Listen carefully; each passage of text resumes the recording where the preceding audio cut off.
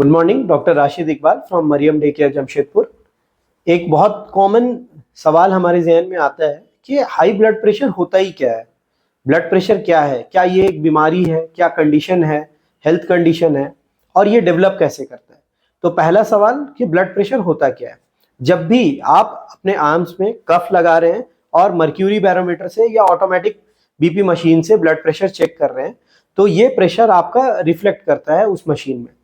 तो अगर मान लीजिए आप हार्ट को एक पंप मान लेते हैं, तो जब ये पंप कंप्रेस हो रहा है तो जो ब्लड प्रेशर डिटेक्ट होता है उसमें, उसको हम लोग सिस्टोलिक ब्लड प्रेशर बोलते हैं, जिसको हम लोग कॉमन भाषा में ऊपर का ब्लड प्रेशर भी बोलते हैं। ये हायर साइड में होता है। नॉर्मली जो एवरेज निकाल के बताया जाता है ये 120 मिलीमीटर ऑफ मर्क्यूरी होता है। और जो नीचे वाला पार्ट है, जब हार्ट आपका रिलैक्स कर रहा है तो जो नीचे का ब्लड प्रेशर होता है उसको डायस्टोलिक ब्लड प्रेशर बोलते हैं। जब मेरा हार्ट रिलैक्स्ड फेज में है, जिसको कॉमन भाषा में नीचे का ब्लड प्रेशर भी बोलते हैं, that is 80 millimetre of mercury. But again यहाँ पे बहुत लोग गलती कर जाते हैं। वो सोचते हैं कि हर इंसान का ब्लड प्रेशर 120/80 होगा। नहीं, ये धारणा ही गलत है। ब्लड प्रेशर आपके बॉडी वेट, आपका फिजिक, आपकी हाइट, उसके हिसाब से अलग अलग होता है।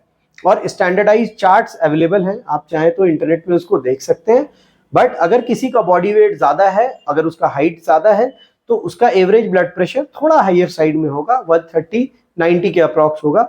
और किसी का फिजिक छोटा है, हाइट कम है, वेट कम है, तो उसका ब्लड प्रेशर अगर 110/70 भी रह रहा है तो वो उसके लिए उसका नॉर्मल ब्लड प्रेशर है।